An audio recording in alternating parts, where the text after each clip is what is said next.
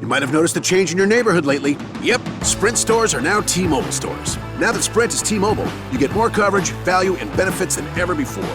We've invested billions to bring our 5G from big cities to small towns across America. And great coverage is just the start. From high-speed mobile hotspot data to weekly deals and giveaways, our customers get tons of great benefits. Head to your new T-Mobile store to learn more. Qualifying service and capable device required. Coverage not available in some areas. Some uses may require certain plan or features. See T-Mobile.com. You might have noticed a change in your neighborhood lately. Yep, Sprint stores are now T-Mobile stores. Now that Sprint is T-Mobile, you get more coverage, value, and benefits than ever before. We've invested billions to bring our 5G from big cities to small towns across America. And great coverage is just the start. From high-speed mobile hotspot data to weekly deals and giveaways, our customers get tons of great benefits. Head to your new T-Mobile store to learn more. Qualifying service and capable device required. Coverage not available in some areas. Some uses may require certain plan or features. See T-Mobile.com.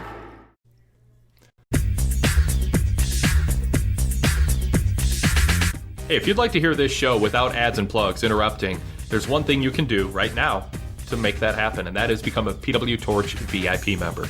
You get about a dozen other podcasts throughout the week that I host that are VIP exclusive, and you get the Wade Keller post shows and podcasts during the week with the ads and plugs removed, all on a separate feed exclusively for VIP members. Plus tons of other podcasts that are VIP exclusive, access to our full archives of podcasts dating back to 2004, which includes post-pay-per-view roundtables dating back to late 2004. Also access to our full archives, thousands of podcasts, over 1,500 back issues of the Pro Wrestling Torch Weekly newsletter that started it all, ad-free access to our website, and more. Check out full details at pwtorchvipinfo.com. That's pwtorchvipinfo.com to get full details and then jump to our sign-up form. It's mobile-friendly, desktop-friendly. In 2 minutes, you can be a VIP member, show support for us, and we'll give you a lot in return, including a streamlined listening experience on your iPhone or Android device with the ads and plugs removed. Go check it out, pwtorchvipinfo.com.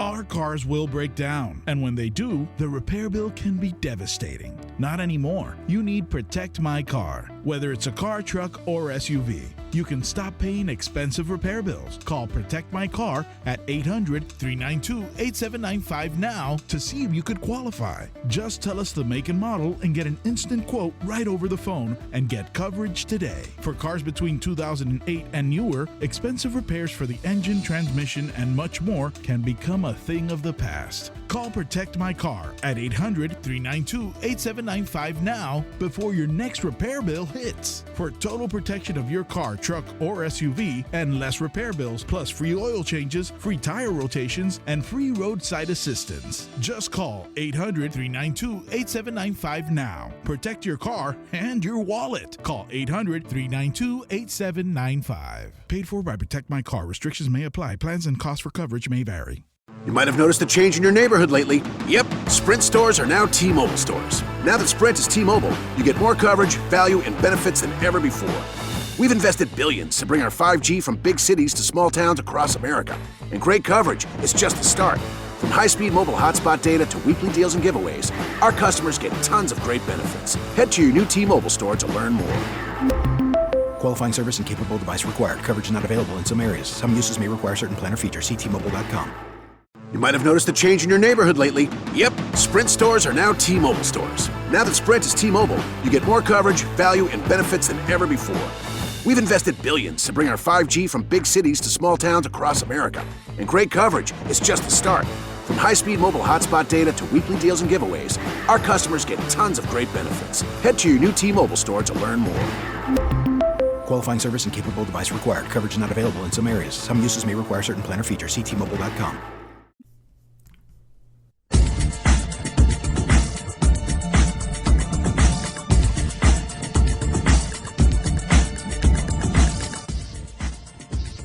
Now, PW Torch and Spreaker bring you the Wade Keller Pro Wrestling Podcast. It's time for the weekly flagship, talking current events in pro wrestling.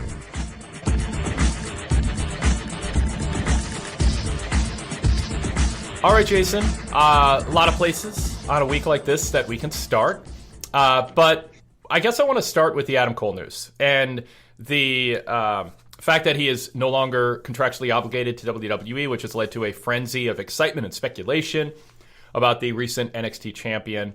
It seems, somewhere in the 90% range, he's going to show up in AEW, and it's a matter of when. But, I guess Vince McMahon could decide he's upset with something or motivated by something and throw crazy money at him.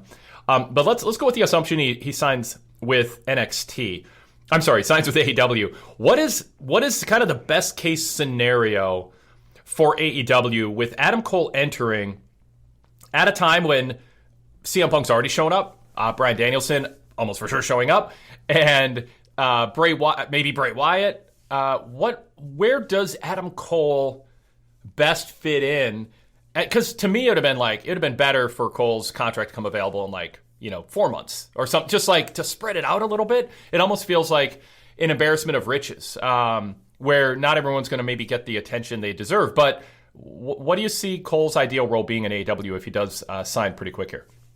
Yeah, I think there's some rebuilding to do. I think ideally his contract would have come up about a year ago. And it's not that they buried him in NXT, that I really felt for a while now like he's done everything there is to do there. And that feud with Kyle O'Reilly, man, that was underwhelming. Not match quality, but there was something missing the whole time. And, when the bell would ring, it was really good. But then they would work their way toward the rematch. It was like, oh, again. It just never clicked the way it should have. And so he's a super talented guy with all these people coming in. Yeah, I think it's going to be a crowd pleaser for their audience. They're all, the AEW crowd is going to know who Adam Cole is and be excited that he's there. I don't know that he moves the needle in any major way. Yes, he's had a lot of time on NXT television, but still. But I think for their audience, yeah, there'll be excitement. And I think as far as his upside goes, once they kind of rebuild him, he can certainly be in that upper mix when the time comes. I hope they take their time with it and don't just thrust him into that upper mix immediately. It's a way to do it. I can't even say it would be wrong. I guess it's just not. I guess I feel like he needs to be rebuilt a little bit. And there's going to be people that really disagree because they love Adam Cole. But I think he's a guy that you can count on to go in there and immediately have, some of the people we think of with CM Punk wanting to work with a lot of younger people. I think, I look forward to Adam Cole and Sammy Guevara, Adam Cole and Jungle Boy, and Adam Cole and Darby. Those are the kind of matches that really jump out to me. Whether those need to be TNT or AEW championship matches, not necessarily. Could they be at some point? Sure. Yeah. So what are the odds that Adam Cole ends up being at some point in the next 2 years for AEW a centerpiece pay-per-view main event heel or babyface world champion? Or with the lay of the land and the line, Hangman Adam Page after Kenny Omega, Bryan Danielson and CM Punk in the mix too. The list is longer than that, but that's, sort of the obvious top tier people who, either for age reasons or just the momentum of the storyline, like Hangman Page, you'd expect to be there sooner. And then you sort of have that next tier where there's, Miro or MJF, people who haven't been at that level but are good and really good, showing signs they could do that. Is Adam Cole more likely to top out at North American champion level, or perhaps even for a while being in a tag team and having matches, say, with the Young Bucks? The tag division, I got asked this last week, is AEW really committed to the tag team division? They're not main eventing pay-per-views. And, when you look at this four-team eliminator tournament, it's got, Brian Pillman Jr. and Griff Garrison. That's not, they're fine, but they're, a couple years away from not being obviously green, and they're in your top four contendership tournament. So, you put Cole in there with somebody, and all of a sudden the Bucks against Cole and somebody, you can maybe main event to pay-per-view with that. So I guess in asking my long question here, there's a lot of things you can do with Cole. Where do you think he tops out at, and where's his best fit given the lay of the land? I think he is, TNT level champion at some point. I can't rule out AEW champion at some point, just depending on. Jason, I'm sorry, but I said North American champion, and every time I say North American champion, I'm like, in my head, I go, is that right? And I'm like, oh, yeah, that's right. It's the other one that's in NXT. And then I say North American champion, and then I regret it. Okay, Tiffany Haddish. Oh, my gosh. Go ahead. So she was national champion. That's right. At the SummerSlam. So with Cole, I do feel like TNT Championship is probably the right level for my taste, but I can't rule out, he's a very popular guy. I wondered all along, and, it's just a conspiracy theory, but with Britt Baker being the first woman signed by AEW, was that long term like, yeah, we're going to bring in Adam Cole too? And not that they used Britt to get to Adam. I'm not even going there with the conspiracy. Just that, people talk. Cole's been backstage at AEW shows in the past, and I've just always kind of wondered, like, was that a guy that Tony's had his eye on? He talked about Christian being one of his favorites. What if Adam Cole's one of his favorites? And I do think that the new upper mix too, guys like Daniel Bryan or guys such as Daniel Bryan and CM Punk, they're going to want to work with Adam Cole. They know they're going to have good matches with him. We've seen Bryan and Cole have a very good match on SmackDown. So I think I see him as tier 2, but I have a feeling he's going to be in tier 1 in short order. And there is no shame in tier 2 in AEW. No. Nope. with the depth chart that they have right now. It's an embarrassment of riches in terms of things that they can do. Cole can, unlike on the WWE main roster, where I just don't think Cole is a good fit as a heel. I mean, he just for the way Vince McMahon's roster is assembled, I think he's just too small. Unless you are selective, like a heel Cole against a babyface Drew McIntyre. That's tough. That's really tough. So in AEW, that's just not an issue at all. You listed a lot of the names he can wrestle. So he can be a babyface against MJF, and that would be, you're going to do 4 months of that. And it'll bring MJF along as a worker. Cole would be great as a babyface on the mic, being opposite of MJF. So that's great. But Cole as a heel against babyface Sammy Guevara or Jungle Boy. That's great. So, and I could go on. There's a lot of things. But I like about Adam Cole, one, he is going to add a really good match to a pay-per-view almost all the time. Anytime that they have him in a featured singles or tag match. And then he is versatile in that he can start as a heel and turn face or vice versa. And with his roster, since it's not the Land of Giants, he fits well. I like Adam Cole in AEW, and I think he's somebody who's young enough that he can sort of be, a legacy guy who ends up being one of the centerpiece acts in 5, 8, 10 years. He's one of the long-term guys, which frankly, Jericho and Bryan Danielson and perhaps not even CM Punk are. I think so. Yeah. I think if you get Adam Cole, you should assume you're going to have him for a long time. He was very loyal to NXT for a long time. Not that there were tremendous options out there, but he's a company guy. He's had that reputation. And I think he's going to do really well in AEW. I don't think it's hard to imagine him being lower than tier 2, that he just would be lost in the shuffle completely. So I don't think it's like this Punk Bryan level signing, but I think he's going to do well. Very good. I want to explore briefly with Cole if he had stayed in WWE and gone to the main roster, or if that still were to happen. And again, I think it's minute. But my reason for asking this, what is Vince McMahon losing? He's losing somebody who would be great if Vince McMahon produced a different style of professional wrestling. That's one argument, that Cole just isn't a great fit for the main roster. He's better as a heel than a face, and he's undersized as a heel among the size of wrestlers Vince McMahon has out there. But he could have been a valuable babyface. And obviously, if you're not Vince McMahon and you're running WWE, you want Adam Cole on your roster as a charismatic, young, cool babyface. So he's losing something. But how big of a loss is it if you imagine him being pulled up and thrown into Raw or SmackDown this fall? When you watch Raw and SmackDown, where does Cole fit in? And truly, how big of a difference would he have made, and how much is Vince losing if he doesn't, and it doesn't look like he is, going to keep him? Yeah, it's one of the reasons I didn't think they should re-sign him, and just throw a bunch of money at him, because I don't think they would get return on their investment just because of the way they would use him if he were on a Raw or SmackDown. I would see Vince as make good on any promises he made. We're going to take care of you, pal. Don't worry about the height. Being intercontinental level and then fading from there. And I don't, could they make him a big money offer just because they're leery of losing so many people? Sure. But I think we would have heard that, they're all in on this. But so I don't think it's going to happen. So I don't think it's a huge loss for WWE. It should be, but I don't think it is. I think he'd done everything damn near there was to do in NXT, and I don't think they would have taken care of him on the main roster. So I think it'll be another one of those where the guy's going to go to AEW and have success, and people are going to look back on it and go, man, did they let a good one go? But I just don't think they would get good value out of him just because of Vince. All right, let's pause, introduce ourselves, and then move on to some other topics here. This is the Wade Keller Pro Wrestling Podcast, the Tuesday flagship edition for August 31st, 2021. I'm Wade Keller, the editor and publisher of the long-running Pro Wrestling Torch weekly newsletter, which predates the internet by a little bit.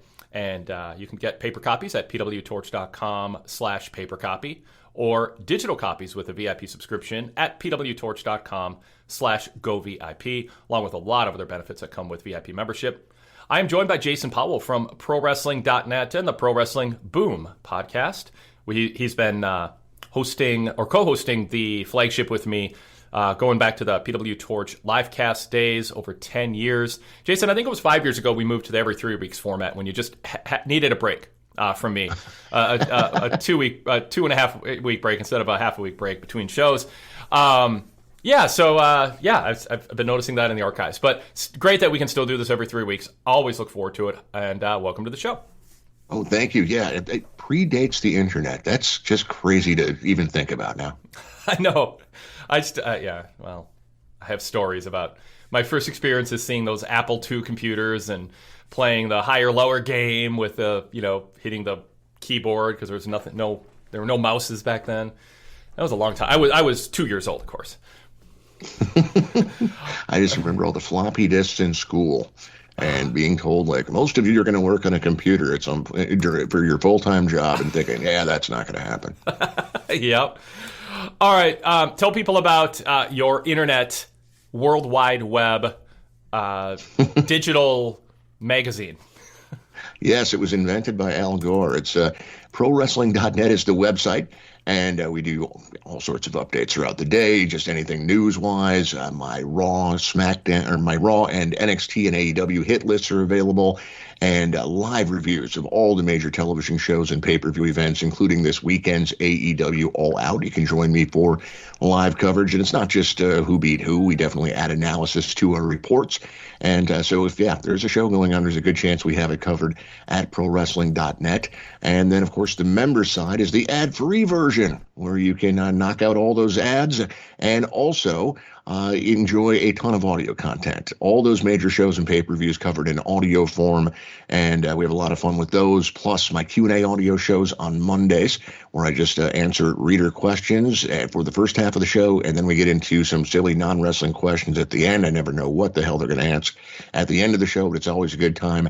And then our flagship is .NET Weekly. Jake Barnett and I get together either Thursday or Friday to discuss all the news of the week, and we'll preview a pay-per-view, make our predictions, and that sort of thing. If you're interested in membership, visit pwmembership.net.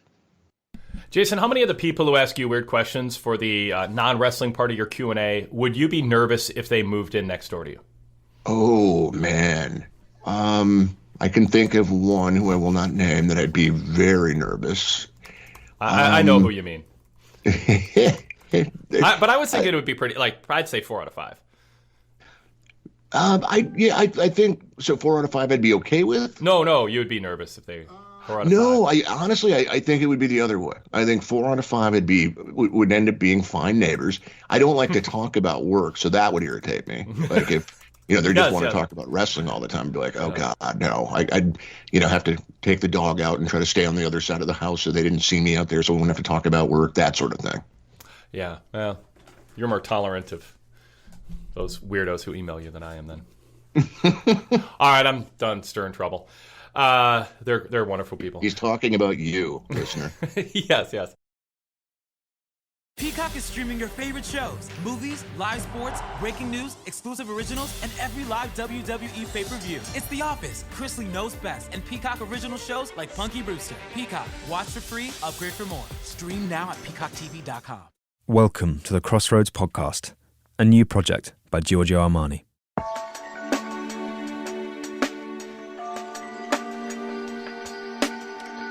My name is Charlie Teasdale, and I'm the style director at Esquire in London, and I will be your host. In this new podcast, we will interview 13 incredible women in 13 different countries, asking them to share their stories. Stories of success and of overcoming difficulty. Stories about the choices they have made in order to become the women they are. The Crossroads podcast will be available on Apple, Spotify, or wherever you get your podcasts.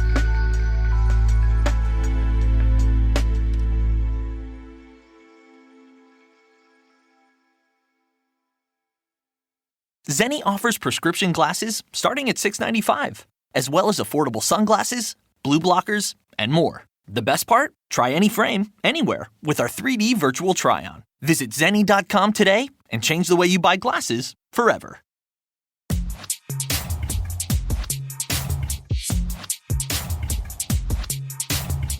Hey guys, it's Mike McMahon from the All Elite After Show.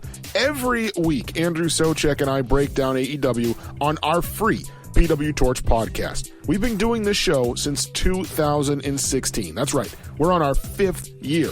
When we started the show back then, we were talking just Impact Wrestling, and we still talk about them from time to time as well. And over the years, we've branched out to also discuss MLW, and of course, the main event of our program, which is always the latest going on in AEW. Again, the show is called the All Elite After Show with me, Mike McMahon, and my partner, Andrew Socek. You can check us out as part of the PW Torch Daily Cast lineup. You can subscribe to our show and all of the Daily Cast shows just by searching PW Torch on any podcast app. And of course, you can listen ad-free with a PW Torch VIP membership.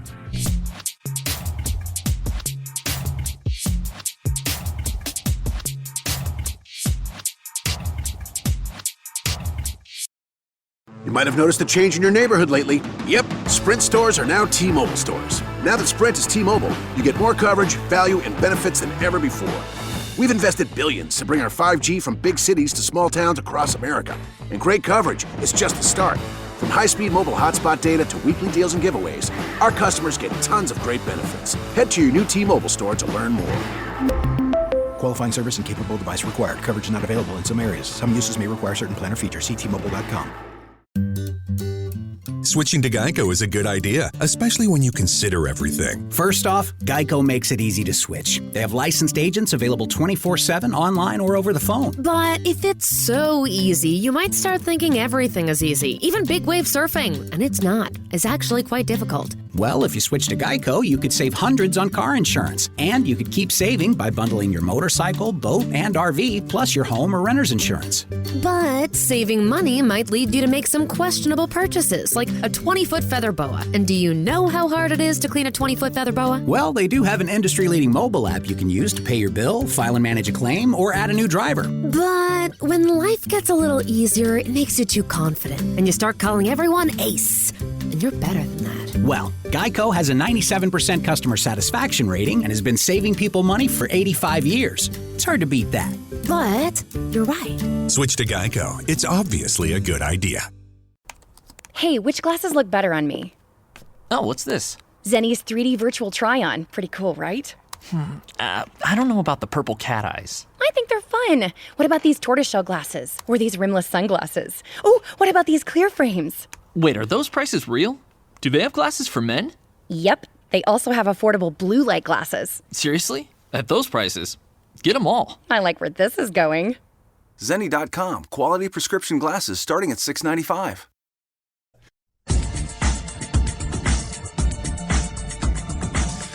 So there's some talk now. We'll stay on AEW for a moment here. There's some talk of Bray Wyatt getting signed by AEW, and you know when Bray left or was cut from WWE, you know they had essentially a falling out. You know, and I had heard not granular details, but details that hey, there are two sides to this. And so I was like, well, you know, AEW, Tony Khan should do some due diligence. Just make sure, you know, they're not signing somebody who's just going to, you know, bring with them some issues that they had in WWE. But there's also a good possibility that the former Bray Wyatt had trouble with WWE because he's the type of person who's not going to put up with their BS and their corporate stuff and play their games and be that super good soldier that, you know, they want conformity that kind of strips away a lot of the creativity and inspiration that we see on TV with certain wrestlers who aren't a good fit for that. So you know, if they bring them in, just, you know, make sure they know as much as they can about the circumstances before getting stuck with somebody, who might just end up, bringing trouble with them. Yes. So I say that. But he's really talented as a character. But I really do think people forget how bored they are during almost every single one of his matches. Like, it's so weird for me. People are like, oh God, Bray Wyatt, another main event. And then the match is happening midway. Social media, God, this guy can't wrestle. It's so boring. Like, it's all special effects. And if he doesn't have special effects, he dies out there. And then the match is over and they're like, worst match.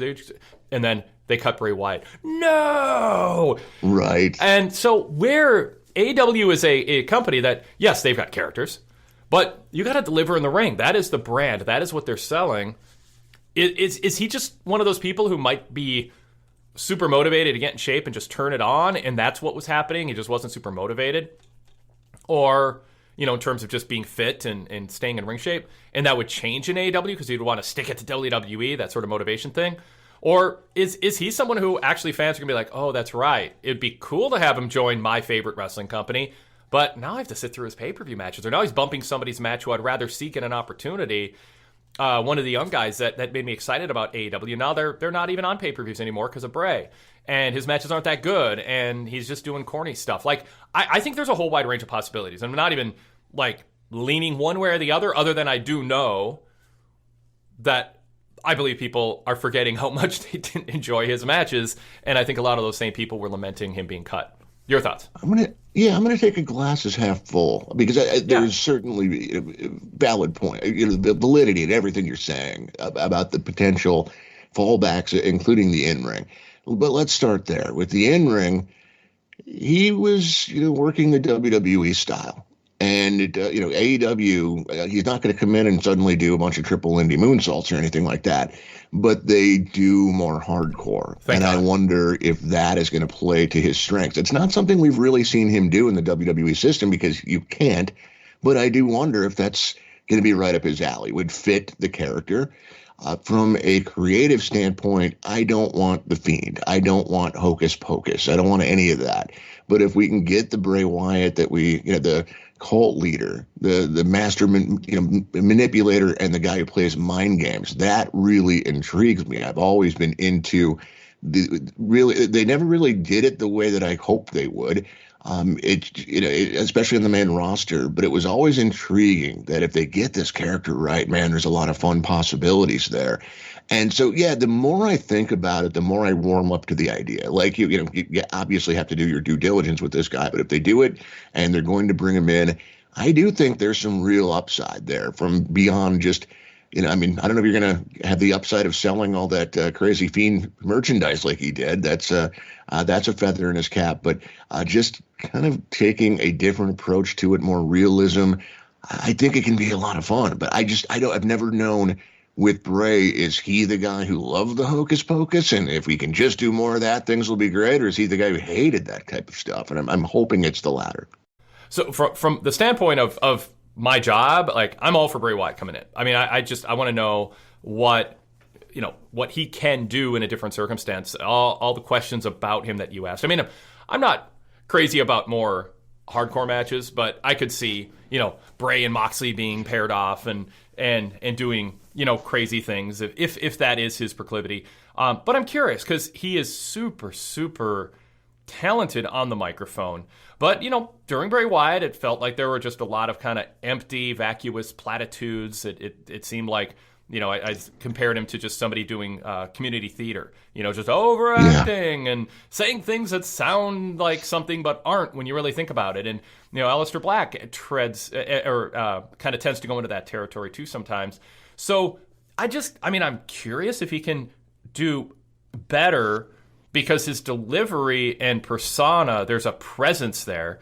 But sometimes the lines he read felt a little just, recited after being memorized, and it was like, you're going to just be fascinated with my big words and the way I say them, as opposed to, but don't think about what I'm saying because there's really no story here worth investing in. So I've mixed feelings about what he'd bring to AEW, but there's enough there, name value and talent, that if the change of circumstances led to him kind of hitting a peak and eliminating some of the negatives, that would be a real addition to Dynamite. Again, I mean, they only have 3 hours a week that, are relevant. AEW Dark and Elevation for somebody like Bray Wyatt. So they have a lot of people that they're trying to squeeze into these shows. But unlike WWE, I'm happy with not seeing every main eventer every week in a match or every main eventer every week in a prominent segment. Like, keep things fresh. If they can afford to do that long term, great. If they just do it now and then, once they establish their brand, they start, playing hardball on some contracts or, pruning the roster if need be in order to make the budget work, that's fine too. But I think Bray would sell some pay-per-views, and I think it brings some people. I think there's some sports entertainment fans, and I hate using that as if it's a separate thing, but it's actually starting to become a separate thing now with Khan and stuff. I think he'd bring some people over to AEW who see AEW as that company for those people who just want to see flips and dives and wrestling, and they're not into the characters and the production values. And I'm not saying that's a fair characterization, but I do think some people will be like, oh, Bray's here? Okay, I got to go see what he's doing. I think so. Yeah. I mean, again, sold a ton of merchandise. And so even though The Fiend and certain aspects of the Bray Wyatt character weren't for me, it obviously appealed to a lot of people. And yeah, I think that makes a lot of sense that they would get some people flipping over. And, and then they finally started last night. I noticed they had a new Rampage ad that prominently featured CM Punk. I wonder if they're kind of holding back a little bit. And I guess if it were me, I mean, I'd already be doing it. Easy to say, it's not my money, but I'd really be blitzing people hard with CM Punk is here. But I wonder if it's kind of once they get Punk and if they do get Bryan and they do get Bray and they do get Adam Cole and you really start to blitz then and showing all those faces along with some of your other regular AEW wrestlers. Speaking of CM Punk, I am if I'm AEW, I know that there's people who are telling them how endlessly perfect and great they are. And I don't know if that's super healthy for them. So I don't know if they're getting if there's been a proper framing of CM Punk's performance so far, what I think is proper, which is disappointing. Like, and I know some people are like, how can you say that? It's set this record and they were number one on cable and among 18, but they're not. He didn't hold viewers. Like the Rampage episode this week was lower than week one. It's expected to be a drop off. Premieres draw better, and then there's a drop off. So I get that, but demographically, he's not resonating in any significant way with 18 to 34-year-olds. He is with 35 to 49-year-old males, but not the 18 to 34 audience. And maybe that doesn't matter. Maybe AEW is strong in that area with the younger talent and creating their own stars for that generation. And Punk is a key to bringing some people in. But so far, it's like not really happening. I mean, Dynamite dropped back down, and there's not like this sustained new water level that AEW has reached because of him. What's been your kind of reaction looking at the data? It's me. I guess I look at the positive of the number he drew for his comeback, and then the follow-up. Dynamite is like a show that was just, hey, Punk's going to be here. It's his debut. And then they didn't put their best forward with anything else on that show. And then Rampage, I think they kind of put word out there'd be some segment or something with CM Punk and Darby Allin late in the day, but there was no tease, come back to see more of Punk, anything like that. So some of it does fall on him, but I also don't feel like AEW has done their part in really putting things around him. I mean, if you went into last Wednesday's episode thinking it didn't do it did a good rating, but it wasn't like, the 1.5 million or whatever people were thinking it may do on the high end of things. It didn't do that. But if they thought there was a chance that it was going to, I was just watching that show. I was so surprised that they really strayed from their usual formula right out of the gate. I mean, you open with Orange Cassidy and Matt Hardy. We're used to seeing either, a good technical match, a Christian match, but more often than not, a banger, a bunch of high spot Young Buck style match. And that whole show I don't know what happened. I don't know why they strayed from their usual approach for that episode. It was strange, and there really wasn't a big hook given for anything with Punk again, like other than the pay-per-view. And maybe they just feel like, oh, Punk's enough. People are going to tune in to see him. But yeah, it is interesting that 18 to 34 didn't react. 7 years is a long time. But, I mean, even the 18-year-olds were 11. I was, I loved wrestling when I was 11 years old and couldn't get enough of it. So even on the young end of that, you would think there would still be a lot of fans that would remember Punk from his WWE run and would be really excited to see him back. A lot of us are looking for ways to start our day feeling more joy and appreciation. And while some of us write gratitude lists or do yoga, others pour themselves a bowl of their favorite cereal, Honey Nut Cheerios. Because not only are Honey Nut Cheerios delicious, they can help lower cholesterol as part of a heart-healthy diet. So maybe the secret to a great mood all day is a little yoga. Then writing your gratitude list over a bowl of Honey Nut Cheerios. Learn more about a heart-healthy lifestyle at Cheerios.com. You might have noticed a change in your neighborhood lately. Yep, Sprint stores are now T-Mobile stores. Now that Sprint is T-Mobile, you get more coverage, value, and benefits than ever before. We've invested billions to bring our 5G from big cities to small towns across America. And great coverage is just the start. From high-speed mobile hotspot data to weekly deals and giveaways, our customers get tons of great benefits. Head to your new T-Mobile store to learn more. Qualifying service and capable device required. Coverage not available in some areas. Some uses may require certain plan or features. See T-Mobile.com. You might have noticed a change in your neighborhood lately. Yep, Sprint stores are now T-Mobile stores. Now that Sprint is T-Mobile, you get more coverage, value, and benefits than ever before. We've invested billions to bring our 5G from big cities to small towns across America. And great coverage is just the start. From high-speed mobile hotspot data to weekly deals and giveaways, our customers get tons of great benefits. Head to your new T-Mobile store to learn more. Qualifying service and capable device required. Coverage not available in some areas. Some uses may require certain plan or features. See T-Mobile.com. Thank you for listening to the Wade Keller Pro Wrestling Post Show. Did you know that through Patreon, you can get this show with the ads and plugs removed for just $4.99 a month and enjoy our podcasts on whatever podcast app you're using or directly through the Patreon app. Check out full details at patreon.com/PWTorchVIP. That's patreon.com/PWTorchVIP. Wipe away the ads to the Wade Keller Podcast, post shows, and PW Torch Daily Casts. That's 14 pro wrestling podcasts per week with the ads and plugs removed for just $4.99 per month. Support us and enjoy a streamlined listening experience. You might have noticed a change in your neighborhood lately. Yep, Sprint stores are now T-Mobile stores. Now that Sprint is T-Mobile, you get more coverage, value, and benefits than ever before. We've invested billions to bring our 5G from big cities to small towns across America. And great coverage is just the start. From high-speed mobile hotspot data to weekly deals and giveaways, our customers get tons of great benefits. Head to your new T-Mobile store to learn more. Qualifying service and capable device required. Coverage not available in some areas. Some uses may require certain plan or features. See T-Mobile.com. You might have noticed a change in your neighborhood lately. Yep, Sprint stores are now T-Mobile stores. Now that Sprint is T-Mobile, you get more coverage, value, and benefits than ever before. We've invested billions to bring our 5G from big cities to small towns across America. And great coverage is just the start. From high-speed mobile hotspot data to weekly deals and giveaways, our customers get tons of great benefits. Head to your new T-Mobile store to learn more.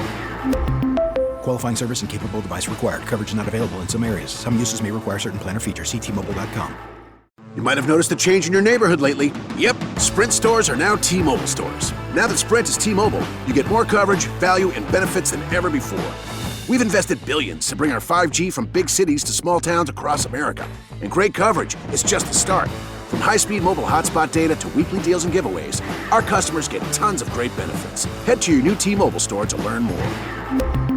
Qualifying service and capable device required. Coverage not available in some areas. Some uses may require certain plan or features. See T-Mobile.com.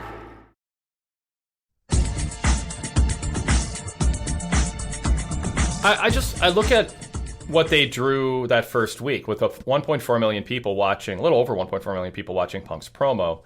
And then you look at the Dynamite viewership, and they didn't come back. Like, it's not about like AEW advertising on Twitter or, whatever, he's coming, or even those people aren't even around. They're not watching Dynamite to hear him hyped on Dynamite. They just went away after showing up. So that's what it.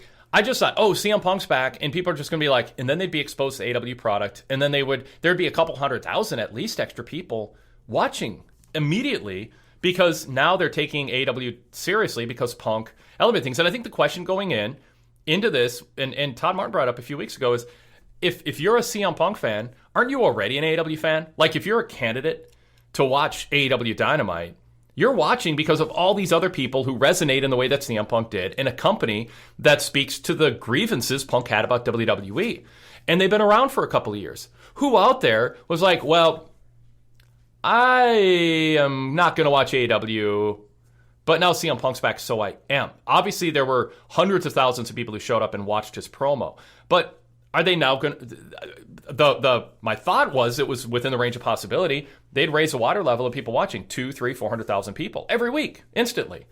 Yeah. And, I mean, if Dynamite with Punk drew 70,000 more viewers on average than the rating 3 weeks earlier, and 24,000 more viewers than the rating 5 weeks before that. It's just not a remarkably higher water level. If AEW is looking for a more than slightly better average viewership level, then this is a success. But it drew 66,000 more live and same night viewers than the prior 6 weeks average for Dynamite.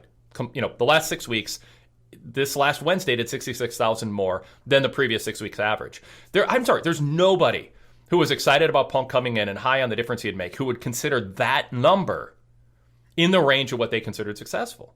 But, so I'm just saying the numbers aren't there. I'm not saying he's going to be a failure. I think Punk is super talented, and I think the more he's on TV and once he gets involved in a program that people are invested in, he's going to make the shows better.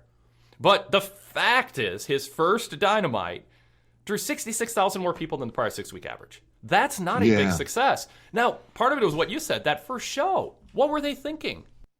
I don't know. I really don't. It was AEW. It was like the equivalent of the 24/7 crew, for AEW, the AEW Dark crew. I mean, the list of names who they marched out there on Wednesday, before and after his segment, was not putting their best foot forward, and I don't get it. I mean, like, if there was ever a week to micromanage putting something before and in the 45, 50 minutes after him, that is your best stuff, it would have been Wednesday. They still had a big peak audience. I think it was around 1.3 million for his promo. And then they just left again because it was the B show. I don't know if the mindset was, let's give them the stars winning, not squash matches, but spotlight matches. I don't agree with it, but I just wonder if that was the mindset, because there were a lot of soft opponents on the for the stars, but they did have a decent number of stars out there, and I don't think it worked if that was the approach, obviously, but because I really am struggling to think of why they did what they did on that episode. I mean, they followed to remind people. They had Darby, Moxley, and Eddie. That's cool. But they wrestled a 9-minute match against J.D. Drake, Ryan Nemeth, and Cesar Bononi. 9 minutes with Pretty Peter Avalon at ringside. If you're not a regular AEW viewer and you watch that, it looks like a minor league clown show. If you're a big Being the Elite fan and you love AEW and all that, then it's like, oh yeah, I want to see these, Eddie and Moxley and Darby beat up these punks. But it still took them 9 minutes to do it. And then we had like a Tay Conti interview with Dark Order, and please join the HFO. No explanation what that is for new viewers. There's again, kind of a Bush League minor league segment. You had Dax Harwood talking about Cash Wheeler, and that was fine, but they didn't really update you on what the situation was for new viewers. It was all about trying to pull it from the context. And then you got Nakazawa and Cutler out there with Omega and Callis and Christian. And I mean, I thought Callis was good, and Christian played well off of him, and that was probably the highlight of that second hour. But yeah, still some stuff there. And then the Gun Club against QT Marshall and Nick Camarado and Aaron Solo, so that Paul White can stand up and yell at QT. Like, you decide to put that on, and then this, Dan Lambert thing, which, I mean, it's weird, but it's not. I think there's a lot of people who tune in for Punk who start hearing him spout off and are like, I don't get the joke. I'm not in on this. They're not in on whatever this parody of Jim Cornette or whatever they think Dan Lambert is. Mainstream viewers aren't going to know what's going on. And then Brock Anderson is your main event, a guy having his first TV match. So, not to be too detailed about it, but like, if that format sheet's presented to me, I'm like, okay, let's start over. Let's start over. Yeah. Let's put some competitive, awesome matches that put a spotlight. We have CM Punk. Like, that's like having a Super Bowl ad spot. You have this huge audience, and you put out your worst performing advertisement that you ran 18 months ago that didn't perform very well, and you dust it off and send that into the network to run during the Super Bowl. Punk's audience is your Super Bowl audience. Take advantage of it. And they didn't. And I'm still scratching my head a week later. I'm with you. It was just a strange show to watch unfold. I mean, even seeing the lineup was like, this is it. Well, they have a pretty good track record here. Let's see it through. And no, it's what they advertised, and it just wasn't very good. Yeah. I remain, even though I think my read of the numbers is objective and fair, even if the conclusion is negative. It's subjective what they put on that show last week, but I'm pretty confident it was a bad it was a bad 15 minutes to put out there. All that said, I'm still excited about CM Punk, but some people, including Booker T, I have him very, very, very low on my I care what he has to say and I respect his wrestling analysis. And I'm sorry, I think has pretty awful takes. But he did his thing about why is he facing Darby. It's not just him saying that. And I have seen people I respect on social media and heard people say it. We have Happy Corbin on SmackDown. Is Happy Punk part of the problem? Do people want to see Punk come out and go, this is great, I love Tony Khan, I want to help the younger guys, and I'm going to start by helping Darby Allin, then I want to help Jungle Boy, and then I want to help Brian Pillman Jr. Like, why is he on your top 5 list? But anyway, and I just want to be a good that's not what people like about Punk. Punk wants the guy with the chip on his shoulder. So I'm putting out there the possibility this is actually the homeless Corbin turning into Happy Corbin in reverse. That maybe there's a master storyline where Punk is happy, he's going to be a good soldier, and then the idea is tell a story, not immediately, a story arc where you at least imagine this playing the hand of turning him heel against the company, and he ends up being sort of in a way everything WWE thought Triple H and people thought he was, and he plays into that, and then he's the heel who's got a chip on his shoulder because he turned against AEW, and there's a story that you can tell there. If they're not doing that, I'm fine with Darby. I mean, I'm fine with it. Never was super excited about it. I think it's kind of weird, but I'm fine with it for a first match. But I want to see him get involved in a personal feud. I mean, CM Punk going back and forth with MJF is what I want to see. Not CM Punk giving the rub to young guys and having good matches. Where are you just as we look forward, setting aside the impact he made the first week or so and the mixed results as far as that goes, just what do you want to see creatively from Punk and what do you think is the best role for him? Well, I think you had to bring him back as a babyface, especially with all these shows in Chicago. The fans are going to go nuts for him, but in time, yes, I do look forward to a CM Punk heel turn. And I would ride this out for a little bit, and it was a babyface because there is this the positive feelings that people have for him right now, but I would be surprised if he wants to stay babyface. That's, he's a guy who I think enjoys being a heel. They turned him heel in WWE at a time when I didn't even know if it was gonna work. I thought he might get the 50-50 reaction, and he didn't. And some of that was bringing in Paul Heyman to be part of the act, but they really turned people against him. And so I think he does enjoy that more, but it's just impossible to do. Not impossible, but I think it would be foolish to do right out of the gate. I agree, it'd be foolish. I mean, no question about it. And so turning him heel is one option, and they might just have to do it if the crowd ends up liking Bryan Danielson and Adam Cole and whoever else more. But if Punk as a babyface in a personal feud, not necessarily even going for a championship, although that's good too. Hopefully he gets there. But a babyface Punk against a heel Cody, I want to see that. I think that's a really good feud. A heel Punk. Babyface Punk against heel Kenny Omega. Obviously, I want to see that match. Everybody wants to see that match. Well, not everybody, but you know what I mean. AEW fans would be into that. So, I mean, I can list the possibilities. There is a nice long list. A heel Adam Cole against a babyface CM Punk. They've got 3 years of storylines with him as a babyface if they go that route. But I'm not into smiling, happy to be here, handshake, AEW is great. I think that has a short shelf life. I think people are already a little sick of it, and I think that's part of what happened with the audience drop-off for Punk, and that he didn't build momentum. There was a big drop-off. I think people are like, oh, okay, we heard what Punk had to say. He's happy now. Yay, the story of CM Punk had a happy ending. Now I'm going to go back to life. he didn't get people emotionally revved up, except for the people who are, like, in some meta way, wanting to see Punk be a good producer / veteran agent to help young guys. I don't think that's a huge hook for the masses, that second million that AEW is chasing.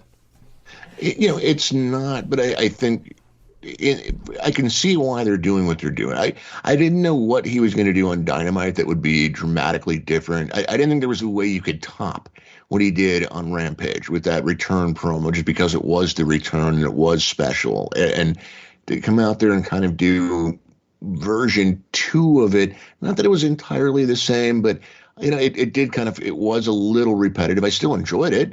The crowd in the building really was into it.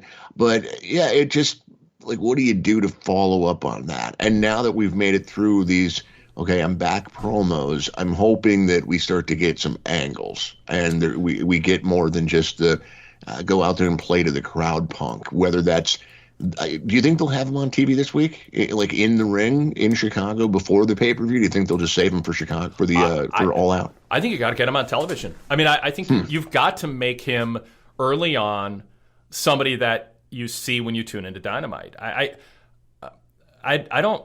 This is a big week for him. I don't think people are sold on the Darby match yet. I think you put him on TV. And by the way, when I say, what they're doing with him as a short shelf life, that's not criticizing them and saying they should have done something, completely different, or this is an invalid thing. It's just, I think people are ready for the next stage. But the fact is he's got a match with Darby this weekend. So you don't want to have him come out and all of a sudden have MJF interrupt him, because now people want to see him beat up MJF, not Darby. So if you choose to do Darby, the reality is until a week from tomorrow, you can't have him a personal feud or it'll distract from the Darby situation. And I'm curious to see what they plan with Darby. What happens? They just have a really good match and Punk does a job on his first night, or he beats Darby, or heels interfere and it sets up a tag match on Dynamite with Punk and Darby against, MJF and Wardlow or something. Like, whatever, I don't know. But I assume they have something in mind beyond Punk wanting to be in against a small, skinny guy who can take bumps for him and make him look big and do all the work and create all the movement like Shawn Michaels did for Kevin Nash. Like, I mean, that's the cynical point of view, and I want that to be proven wrong. I want there to be clearly a reason that they did this beyond Punk wanted somebody who would do, a bunch of the work while he tried to get back into ring shape and would make him look, big relative to Darby. I mean, you can't blame them, though. If that is the approach, they picked the right person for that job. Yeah. Oh, totally. And obviously it elevates Darby to the next level. If he's in against Punk, I should say next level. It solidifies and inches him upward in this trajectory that it continues to turn him into a star, an unconventional star. But one of AEW's strengths is you don't have to fit a certain mold to be pushed and featured and being given an opportunity to draw a big audience and be a significant part of the program. And Darby is one of those guys that works. So I'm curious what happens. You might have noticed a change in your neighborhood lately. Yep, Sprint stores are now T-Mobile stores. Now that Sprint is T-Mobile, you get more coverage, value, and benefits than ever before. We've invested billions to bring our 5G from big cities to small towns across America. And great coverage is just the start. From high-speed mobile hotspot data to weekly deals and giveaways, our customers get tons of great benefits. Head to your new T-Mobile store to learn more. Qualifying service and capable device required. Coverage not available in some areas. Some uses may require certain plan or features. See T-Mobile.com. You might have noticed a change in your neighborhood lately. Yep, Sprint stores are now T-Mobile stores. Now that Sprint is T-Mobile, you get more coverage, value, and benefits than ever before. We've invested billions to bring our 5G from big cities to small towns across America. And great coverage is just the start. From high-speed mobile hotspot data to weekly deals and giveaways, our customers get tons of great benefits. Head to your new T-Mobile store to learn more. Qualifying service and capable device required. Coverage not available in some areas. Some uses may require certain plan or features. See T-Mobile.com. You might have noticed a change in your neighborhood lately. Yep, Sprint stores are now T-Mobile stores. Now that Sprint is T-Mobile, you get more coverage, value, and benefits than ever before. We've invested billions to bring our 5G from big cities to small towns across America. And great coverage is just the start. From high-speed mobile hotspot data to weekly deals and giveaways, our customers get tons of great benefits. Head to your new T-Mobile store to learn more. Qualifying service and capable device required. Coverage not available in some areas. Some uses may require certain plan or features. See T-Mobile.com.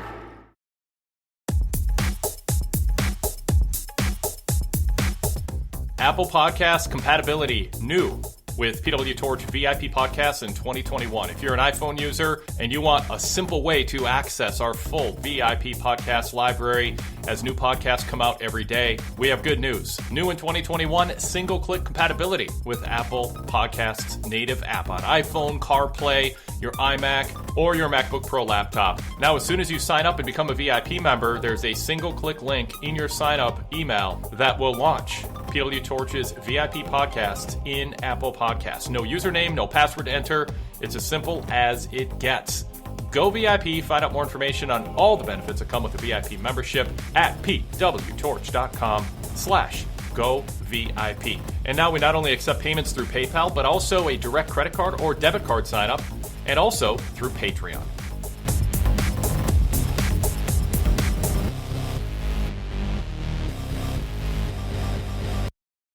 You might have noticed a change in your neighborhood lately. Yep, Sprint stores are now T-Mobile stores. Now that Sprint is T-Mobile, you get more coverage, value, and benefits than ever before.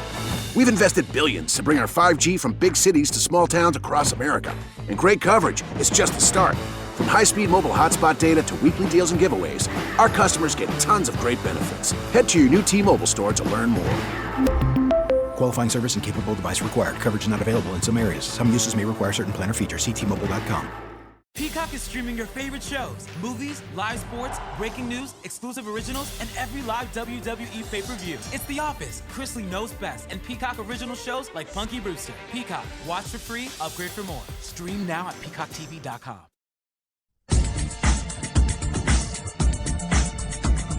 I want to revisit AEW a little bit later, but I want to switch now to WWE.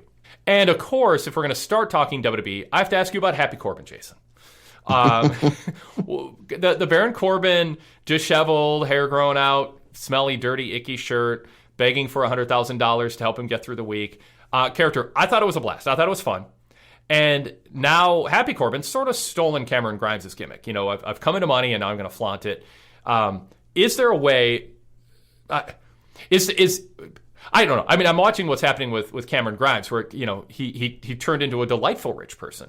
I'm not sure that's going to be the path of Happy Corbin, but does this storyline and this revelation of Happy Corbin, is this a fitting end to the story that they've told with him, or was he actually showing that he deserves something better and more than sort of an upper mid card haha gimmick that Happy Corbin kind of is? Your thoughts on this? So I do get, so far I get a kick out of Happy Corbin, and I did get a kick out of the build to it with, the broke ass Baron Corbin or whatever you want to call that gimmick.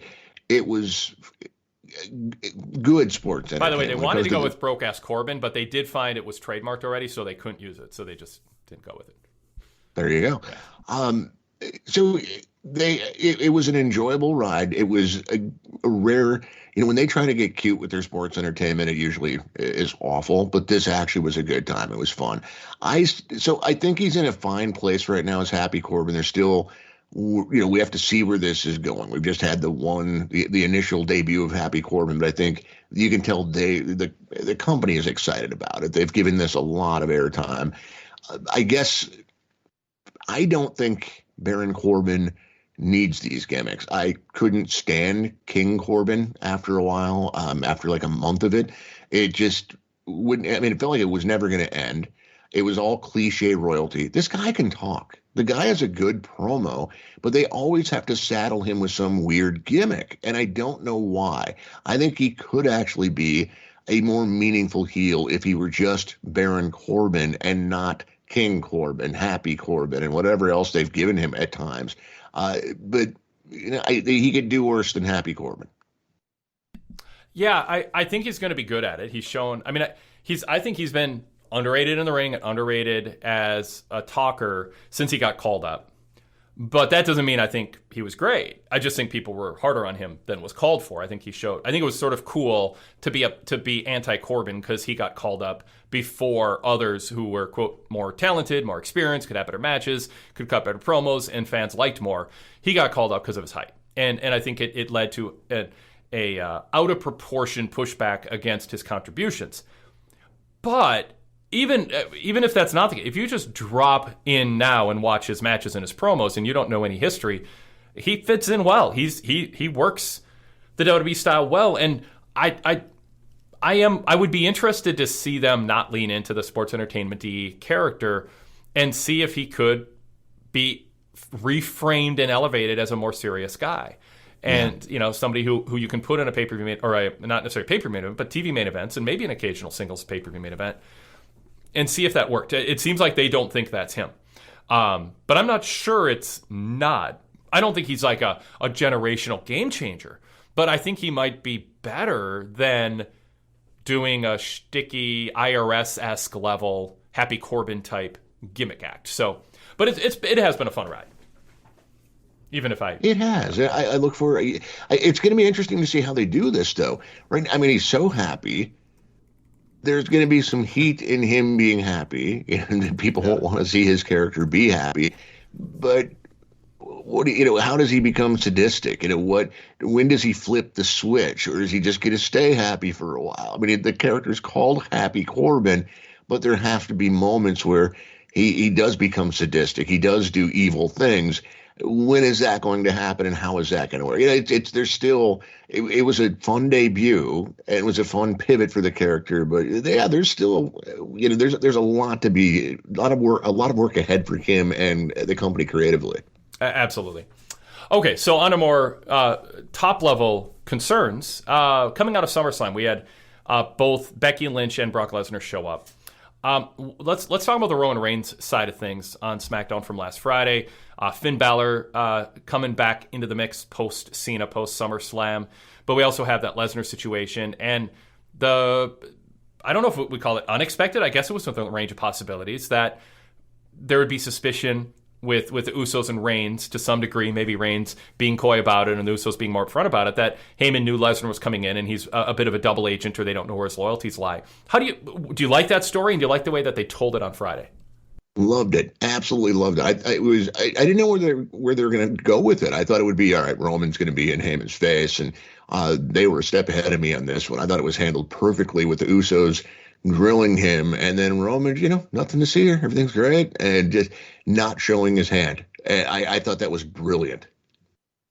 It's like a mind F. It's gaslighting. Yes. It's the sort of a master manipulator who you just never know with Roman if he's being sincere, and he keeps you off balance.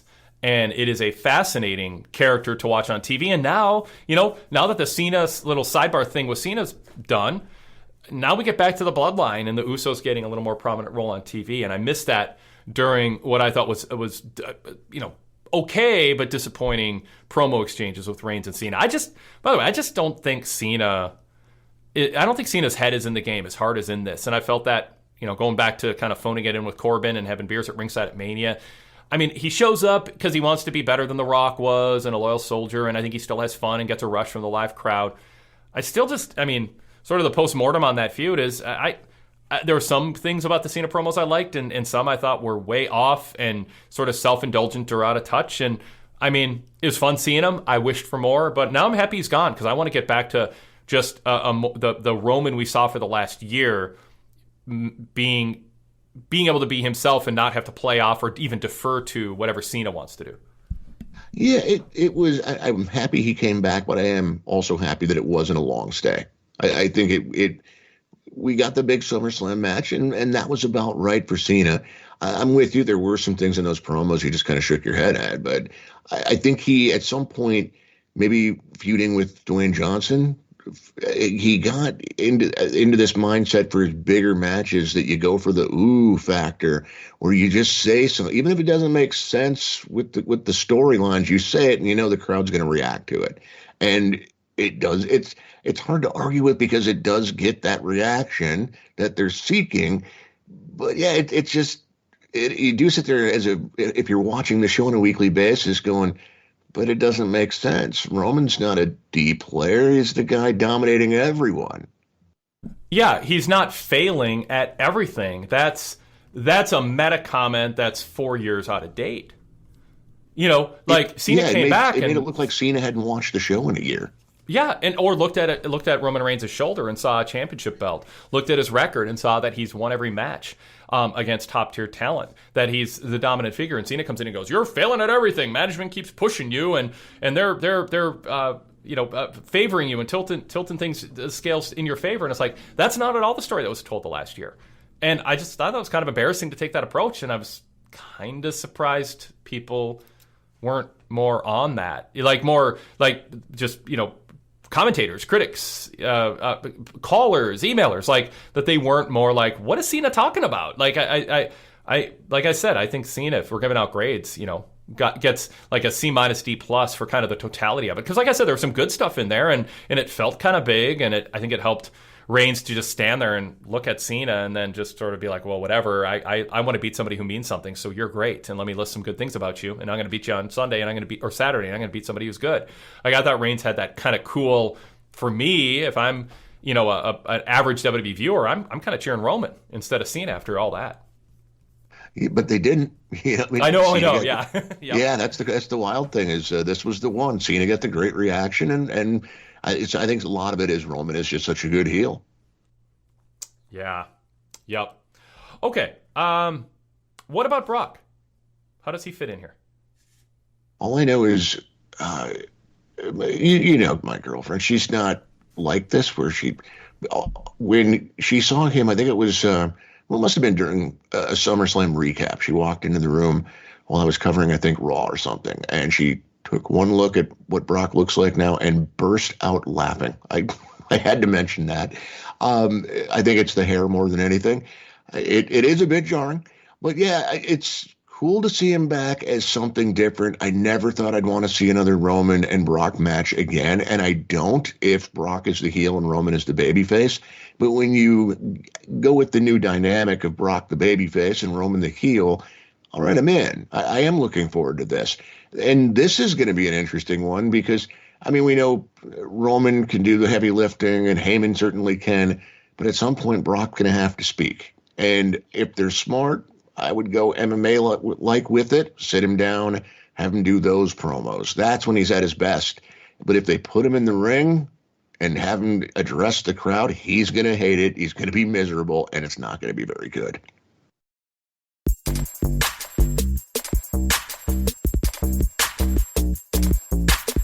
Wrestling fans, are you that person that works in a pro wrestling reference to every aspect of your life? Well, we're those kind of people too, but we do so with mixed martial arts. I'm Robert Vallejos, host of MMA Talk for Pro Wrestling Fans, every Monday on PW Torch's Daily Cast lineup. Not only do we cover every UFC and Bellator event, we provide context that only a wrestling fan would really understand. I mean, we're the type of people that if you ask us about how much of a mess the middleweight title situation is, we're likely to reference WCW in the early 90s. Think of us as a podcast for casual MMA fans done by hardcore wrestling nerds. And you can find us by searching PW Torch in Apple Podcasts or any popular podcast app. And we're always available on demand at pwtorchdailycast.com, where you can check out the entire lineup of the PW Torch Daily Casts.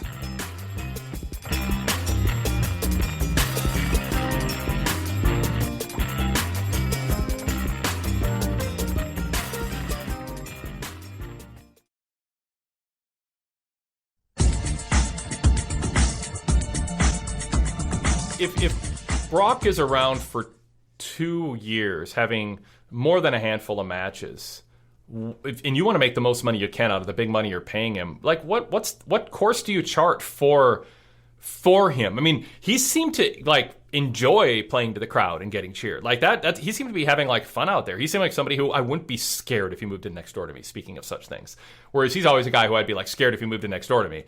Now that guy, I'm like, oh, he'd be a good neighbor. He'd probably make sure that no one caused trouble, as opposed to the guy who, if you looked at him the wrong way, all your plants are dead the next morning and there's dead birds in your yard. Nope, still don't want Brock as my neighbor. Nope. Fair enough. But he seemed to be having fun, like throwing his arms in the air and getting cheered. Well, what is the best course for him? So you do the feud with Reigns. As far as like potential future opponents, Lord knows Lashley has clamored for that match. So you can do that at some point. I mean, there's nothing saying that Brock has to be a SmackDown guy. They've made that exception for others too. So if he is somebody that's going to kind of bounce around a little bit, you can go back to him and Drew McIntyre at some point. The other, gosh, there's just not that many that really jump out at me. I never want to see him and Goldberg again. Who am I forgetting? I know there's some I'm forgetting some way that can help me out here. Well, I don't see a long list of people who make a lot of sense. There's Bobby Lashley, Drew McIntyre, Roman Reigns, a returning Rock. I'm with you on Goldberg. And it's like Braun Strowman's gone, Aleister Black's gone. There's not, I guess Damian Priest, if, I know, but I'm like, that's like the Big E. You know what? I'm fine with Big E. I mean, if they want to. Big E Brock would be fun, yeah. Yeah, but, Big E's got to decide. Tone it down. Yeah. But no, it is we're not too far from Ivar when it comes to physical threats. I mean, they're not going to do Randy again. We're on the 5-year anniversary of that debacle. Yeah, it's just. And he doesn't want to work with Riddle, if we believe that story. Yeah, that's the thing. So I just don't know. You know what? And who would after that? What dumbass comments he made about Reigns this week? What was that? Well, what did he say? He went on some spiel, I think it was on BT Sport, about responding to Roman, I guess, and taking issue with him calling himself a needle mover and saying he and Randy are the ones doing it on Raw. Gosh, I wish I had the quote in front of me. It was something else. He was basically making it seem like the reason Roman is over is because he's related to The Rock. Well, maybe. And he could beat him in a real fight. That matters. You could beat The Rock in a real fight too. Does that mean The Rock shouldn't have success in wrestling? Yeah. Well, I hope it's a work, and he's doing brand rivalry stuff with management's endorsement and permission. Right. If not, it is sort of like, what? Wow. Yeah. I'll have some of whatever kind he's getting, man. Jeez. Well, I think he's probably got a drawer full of a nice variety, depending on the mood you're in, and he could show you around. Okay. Let's pivot to the Becky Lynch situation and her character. I don't know if they're going all heel or they're just let Becky be Becky in her own zone, having the kind of Conor McGregor chip on her shoulder. There's no rules. I'm going to cheat before you do. I'm going to be unapologetic about it. Tough if you don't like it. But kind of it may be a more successful version than Britt Baker of putting her against heels and fans can cheer, as opposed to everybody loves Britt Baker, but she's a heel, and they still put her against babyfaces who people don't like, and it just is awkward. Can Becky be essentially a heel by any other measurement in any era, but just be matched against heels that fans don't like and people go nuts for Becky? Is that the best route, to let her have that edge, that chip on her shoulder, but not put her against other baby faces? They didn't set the table for her. Yeah. And, okay, yes, they always make Charlotte super strong. But I think they had to know they were going to put her on SmackDown, at least to start with, because her husband's there. And so Sasha, we've kind of been there and done, but I think people would gladly see Sasha and Becky again.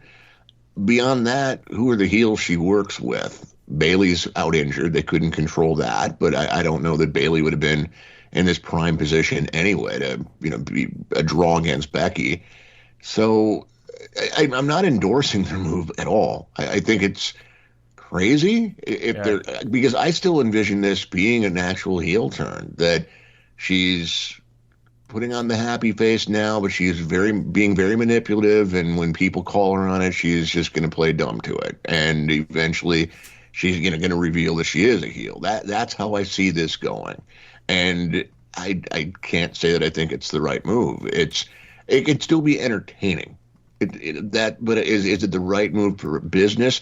You heard that crowd at SummerSlam. I don't think it's the right move for business, even though, it may be very entertaining and it may end up being a good thing for Bianca. Hard to say.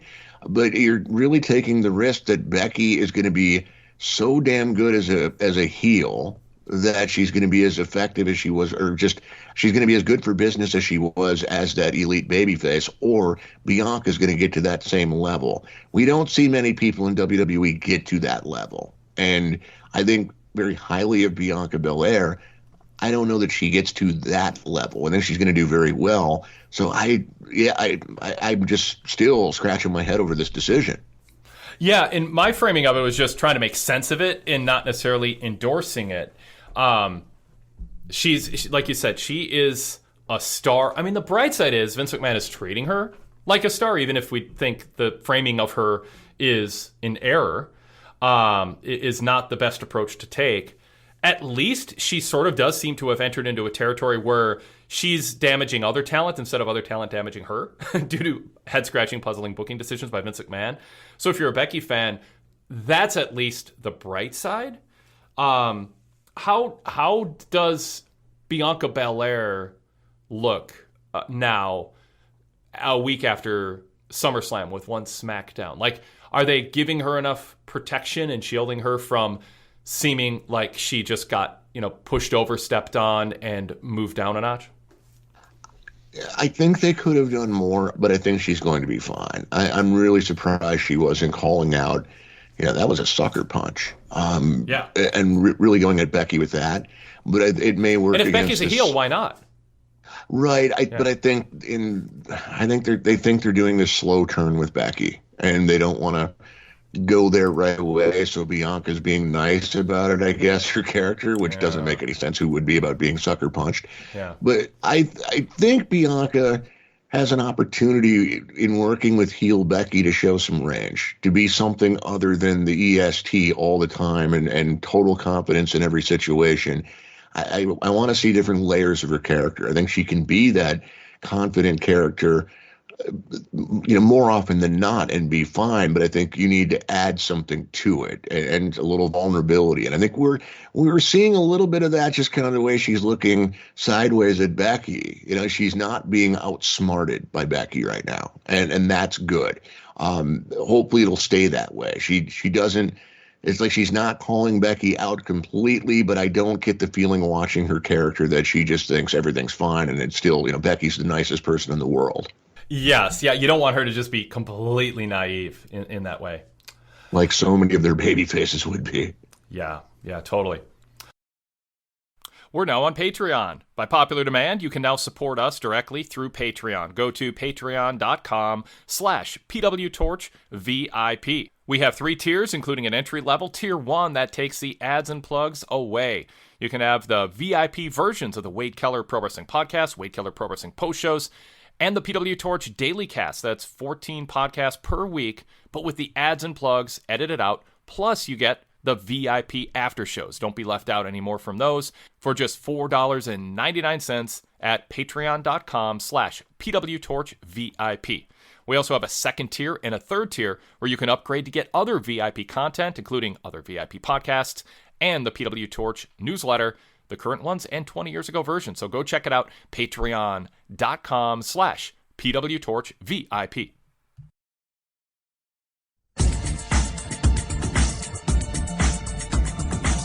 Moving over to the Raw side of things, does Damian Priest strike you as something? Do we have to? Yeah, well, yeah, I mean, we ought to. I don't know if we have to. Last night's show was weird. What happened to Sheamus and Bobby Lashley, by the way? What happened to Doudrop and Eva Marie? What happened to The Miz and John Morrison? This company advertises 3 matches. I was so proud of them a week in advance. yes. And didn't deliver one of them. I mean, they kind of did with Doudrop. And I something was obviously up with Miz. He wasn't there. That's the thing. I think you can explain 2 of them. Like, I think Miz, whatever, he wasn't clear to compete or got held up or had a family emergency, whatever. That happens. The Doudrop Eva thing, I think that's just completely consistent with the gimmick. That, they don't want the heat. I talked about this on the Wade Keller Hotline last night, or maybe it was a post show. The heat on, I think it was a post show. The heat on Eva Marie is why you're getting mad at her for the reasons WWE wants you to get mad at her. You can be mad at WWE for that, but don't think your reaction to her not wrestling or losing that way is not what they're going for. Like, that's the feature, not the flaw of her gimmick. So I think they're in the back chuckling, turning all these smart internet fans into marks when they freak out over the fact that Eva Marie's not having matches.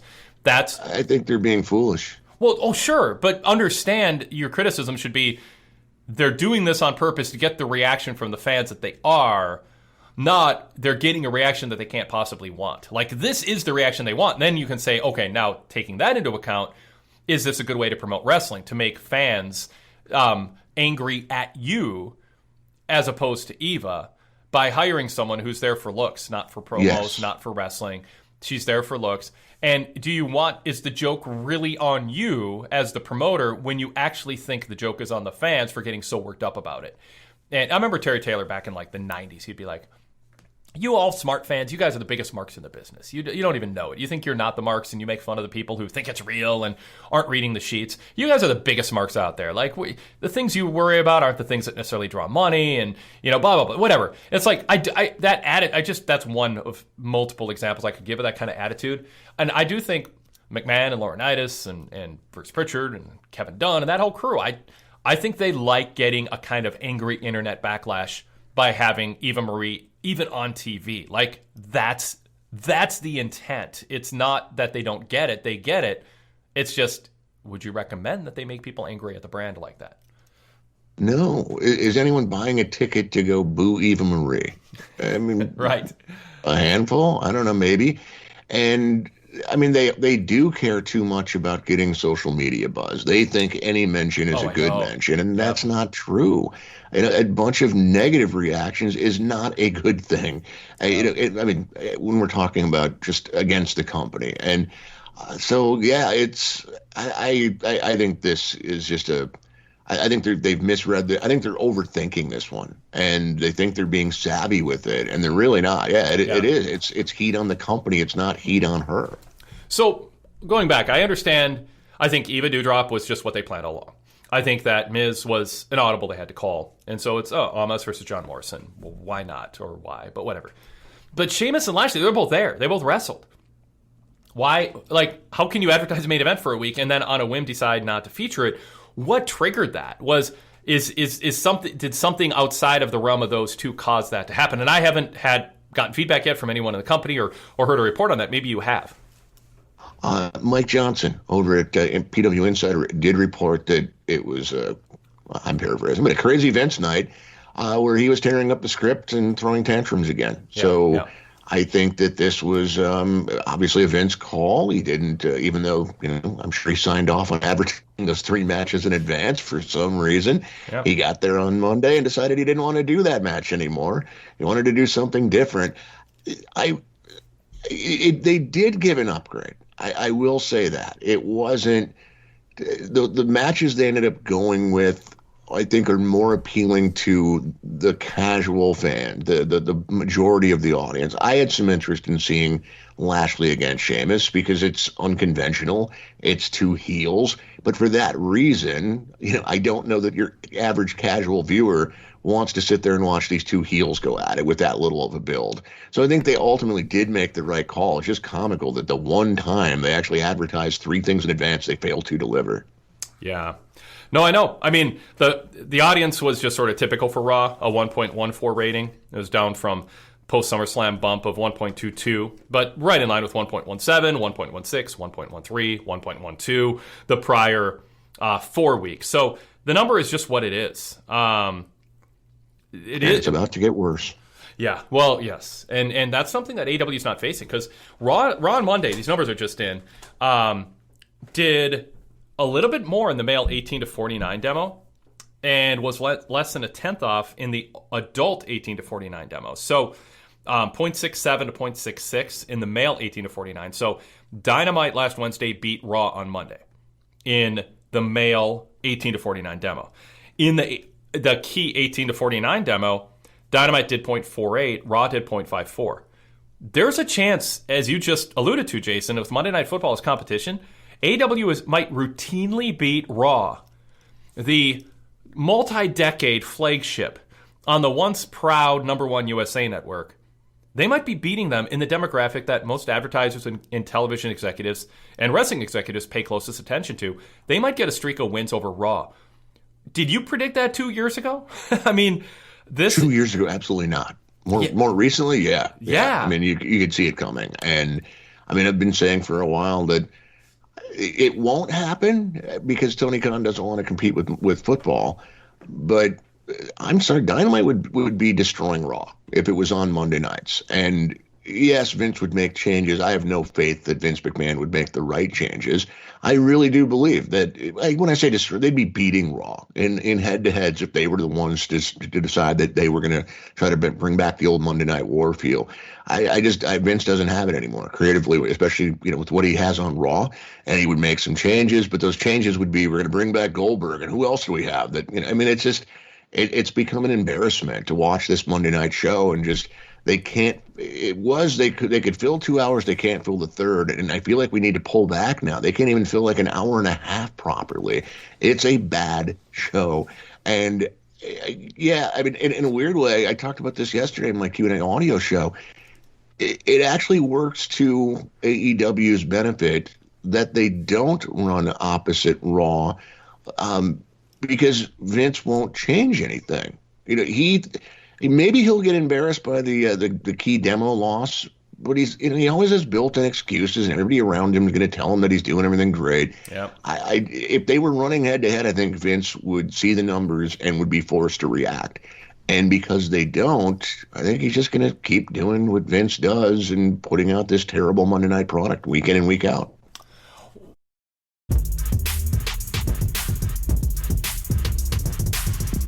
Check out our new 2021 PW Torch VIP podcast lineup, including Everything with Rich Fan, hosted by Wade Keller, where on weekends we get together and talk about everything. And that includes our popular Off the Beaten Path segment, where either Rich or I present each other with something to watch that's off the beaten path, and we dissect and analyze and react to it. Sometimes it's weird, sometimes it's nostalgic, sometimes it's therapeutic, and sometimes it's just plucking something from the past that would work today that's not being done.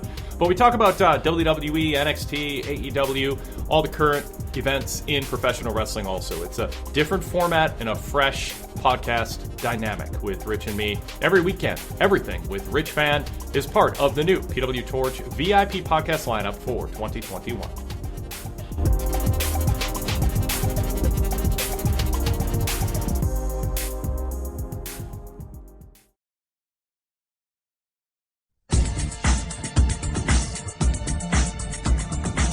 I know challengers beat champions in non-title televised matches, but Nia Jax beating Charlotte. What was that? And I'm not, and I am, it's sort of like with Baron Corbin, I'm way more of a proponent of Nia Jax as part of a diverse mix of body types and attitudes and even ring acumen than most. I'm not saying like she's my top 10 draft pick if I'm starting a women's division, but I get why she's there, and I think I like her snotty, sarcastic heel persona, and I think she's good on the mic and gets the kind of heat that from fans who hate her that she's actually going for. And I think that happens sometimes and fans don't realize it. Like, the reason you hate her is the goal of her character.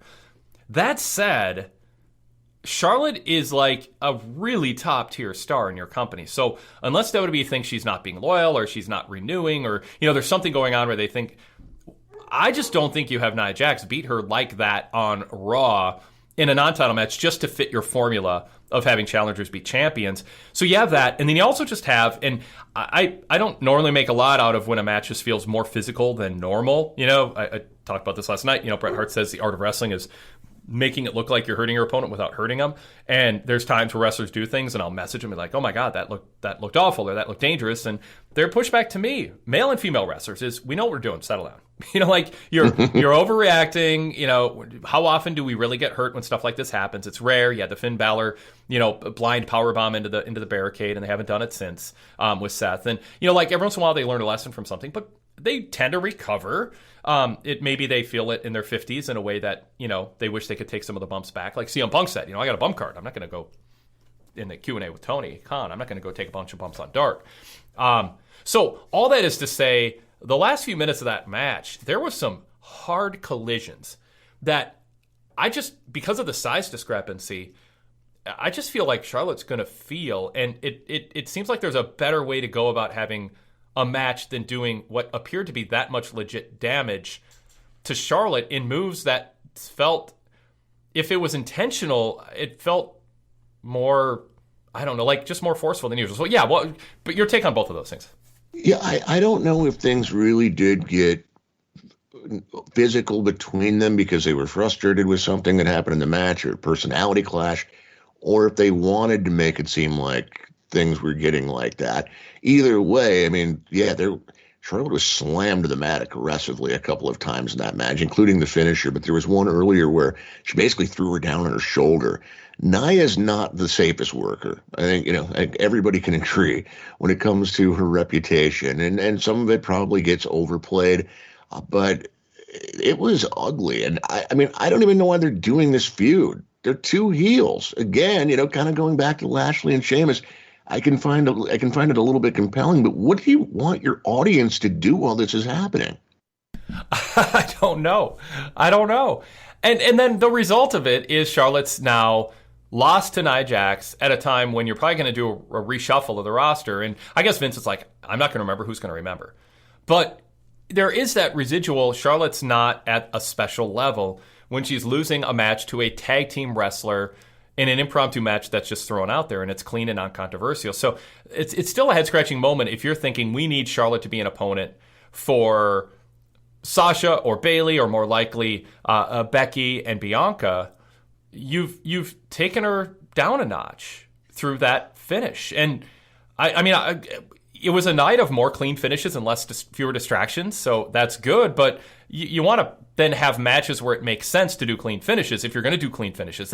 Their trouble is, one, they get in a bad habit of just doing interference or distraction finishes, and they just do it because the people booking the finishes just want to get their paycheck and get in and out of work, and not create headaches and not deal with egos and all that. And Vince thinks it's fine. But when you then decide you're going to do clean finishes, you have this problem now of, oh crap, we booked matches where if we have clean finishes, it's going to send a message that fans aren't used to, and it's going to make Charlotte seem like less of a priority or less of a star. So are we at that point now where the draft is coming and they're just going to start jobbing people out like they're leaving the territory for no good reason when they're just going to another part of the company? Is that what's happening? I don't know. Maybe that's what's been going on with Karen Cross from the beginning. Well, yeah, no kidding. But I mean, Drew took a clean loss, and I thought it was fine. He doesn't do it often. They picked a good guy to have him lose clean too. There was certainly a purpose to it. Yeah. But it does make you wonder. All right, is Drew leaving? Is he going to SmackDown? Is Drew going to SmackDown? Yeah. Is that what we're getting now? Oh, yeah. No, they're just shaking things up, and they're having people do jobs on their way off the brand for no good reason. I think that is an astute question and probably what they're doing right now. I mean, I think it'd be interesting. Let's see what happens when they do the draft and start tracking post SummerSlam how many wrestlers who moved to another brand lost to wrestlers who end up remaining on the brand, and if that it turns out to portend the results of the draft, which would be hilarious if that.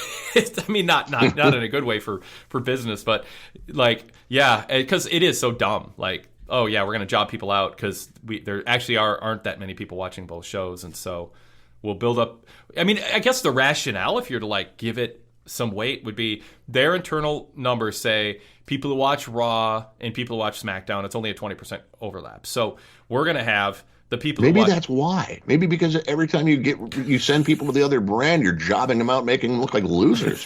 Yes, there is that. But yeah, if they think, well, we want Nia Jax to be strong because she's going to be on Raw, and people who see Charlotte show up on SmackDown are going to be excited to get a big star. They're not going to know. 80% of them won't know she lost to Nia Jax. So I don't know. All right, let's change topics here. We got an email on a topic we haven't covered yet. So I'll read this. Gerald in Bristol, UK says, I hope you both are doing well. I've been a VIP member for the last few years, and I really enjoy all the great content you put out. It's been a welcome distraction during the pandemic and a frequent accompaniment to my dog walks and long runs. Keep up the great work. Thank you, Gerald. My question is, with the change in focus in NXT now, what do you envision the future looks like for Samoa Joe? A relatively long-term champion who also acts as a coach and mentor, very likely green new talent, or a short-term holding champion as they transition to a more developmental roster, and then he returns to Raw or SmackDown. I guess it depends on how long his contract is and whether he also ends up in AEW. I welcome your insights on this. So, Jason, talk about Joe, and then we'll also transition into talking about NXT. But first, start with Joe.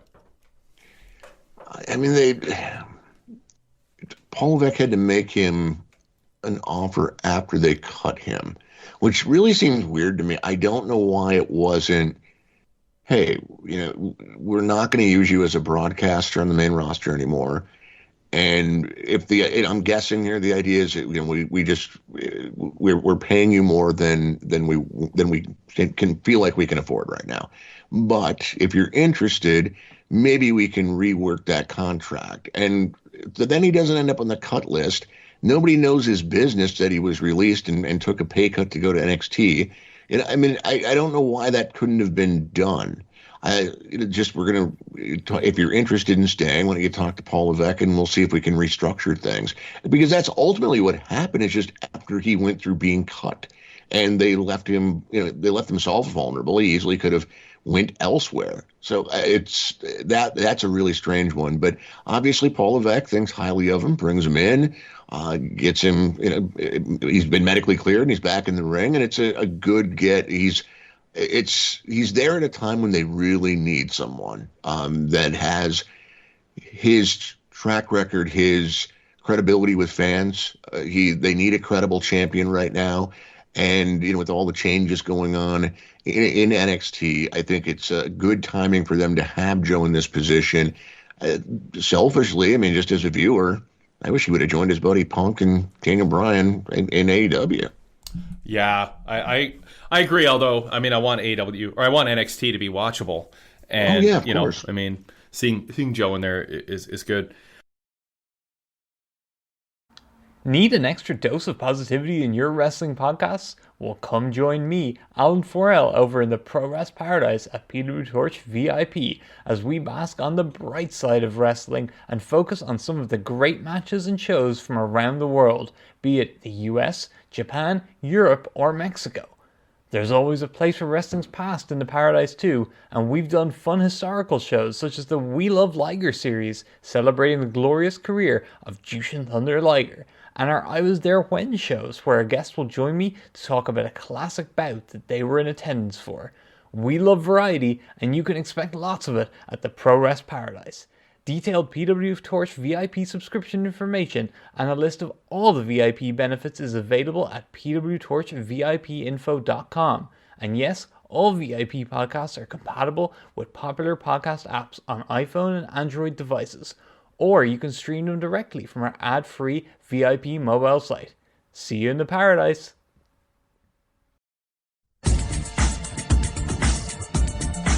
The rebranding of NXT is a mystery. I'm hearing from NXT sources that they're not telling people in NXT what's happening.